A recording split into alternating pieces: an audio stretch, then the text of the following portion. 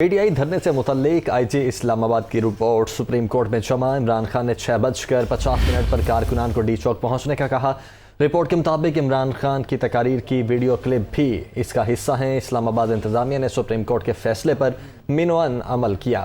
PTI کارکنوں کی درختوں کو جلانے کی ویڈیو کلپ بھی رپورٹ کا حصہ ہے۔ قیادت میں مظاہرین کو رکاوٹیں ہٹانے اور پولیس کے ساتھ مزاحمت کی ترغیب دی۔ مظاہرین مسلح تھے، پولیس اور رینجرز پر پتھراؤ بھی کیا گیا۔ IG رپورٹ اس عمران اسماعیل، زرتاج گل اور دیگر کی قیادت میں 2000 مظاہرین ریڈ زون میں داخل ہوئے۔ اسی پر بات کریں گے، نمائندہ دنیا نیوز محسن اعجاز ہمارے ساتھ موجود ہیں۔ جی محسن، بتائیے گا کیا رپورٹ جمع کرائی گئی ہے؟ دیکھیے، سپریم کورٹ آف پاکستان کی جانب سے یہ رپورٹ طلب کی گئی تھی اور IG اسلام آباد کی جانب سے یہ رپورٹ جمع کرائی گئی ہے، جس میں 7 عدالتی سوالات کے جواب جمع کرائے گئے ہیں۔ اس رپورٹ میں یہ بتایا گیا ہے کہ جو زخمیوں اور گرفتار کیے گئے افراد کی ایک فہرست ہے وہ بھی جمع کرائی گئی ہے، جبکہ جو مظاہرین تھے ان کی جانب سے درختوں کو جلائے جانے کے جو ویڈیو کلپس ہیں وہ بھی اس رپورٹ کے ہمراہ ہیں، جبکہ جو پاکستان تحریک انصاف کے چیئرمین عمران خان کی تقاریر تھی اس دوران انہیں بھی اس رپورٹ کا حصہ بنایا گیا ہے۔ IG اسلام آباد نے اپنی رپورٹ میں یہ کہا ہے کہ PTI نے اسلام آباد انتظامیہ کو 23 مئی کو سری نگر ہائی وے پر ایک احتجاج کی درخواست دی تھی اور اسلام آباد انتظامیہ نے سپریم کورٹ کے فیصلے پر ایگزیکٹلی اسی انداز میں لیٹر اینڈ اسپرٹ میں عمل کیا، اور یہ کہا گیا ہے اس رپورٹ میں کہ تحفظ کے لیے ریڈ زون جانے والے تمام راستے انتظامیہ اور پولیس کی جانب سے بند کیے گئے تھے، اور سپریم کورٹ کے حکم کے بعد پولیس، رینجرز اور FT نے مظاہرین کے خلاف بالکل ایکشن نہیں لیا، اور مظاہرین کے جو گروپ تھے وہ ڈی چوک کی جانب جانا شروع ہوئے اور مظاہرین کو قیادت کی جانب سے رکاوٹیں ہٹانے اور پولیس کے ساتھ مزاحمت کی ترغیب دی گئی۔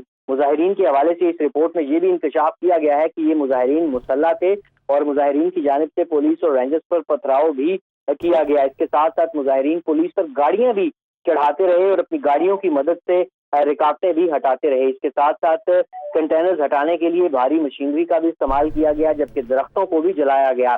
تحریک انصاف کے رہنما عمران اسماعیل، سیف اللہ نیازی، زرتاج گل اور دیگر کی قیادت میں 2000 مظاہرین ریڈ زون کی رکاوٹیں ہٹانے کی متعدد کوششیں کرتے رہے اور اس کے بعد یہ لوگ ریڈ زون میں داخل بھی ہوئے۔ مظاہرین کو ہٹانے کے لیے پھر پولیس کی جانب سے ٹیئر گیس کا بھی استعمال کیا گیا، اور اس رپورٹ میں یہ بھی کہا گیا ہے کہ مظاہرین پارٹی قیادت کے حکم کے تحت منظم انداز میں ریڈ زون میں داخل ہوئے، اور ڈی چوک پہنچنے کے لیے فواد چودھری، سیف اللہ نیازی اور زرتاج گل نے کارکنان کو اکسایا اور یہ کہا کہ ڈی چوک پہنچے جہاں پر پاکستان تحریک انصاف کے چیئرمین عمران خان کا استقبال کیا جائے۔ اس کے ساتھ ساتھ انتظامیہ کی جانب سے سوشل میڈیا اور میڈیا پر بار بار اعلانات کیے گئے کہ مظاہرین ریڈ زون سے دور رہیں اور مظاہرین کی جانب سے ریڈ زون میں داخلے کی کوششوں کو روکنے کے لیے ضروری اقدامات اور کارروائی کی گئی۔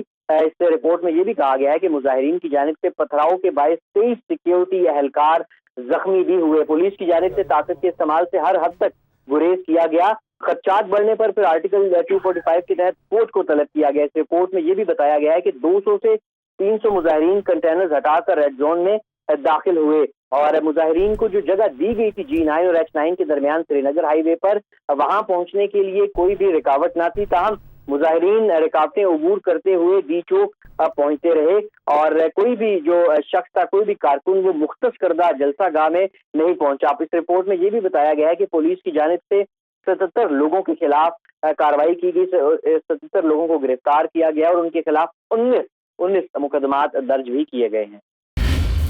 جی محسن، بہت شکریہ، آپ نے تفصیلاً اپڈیٹ کیا۔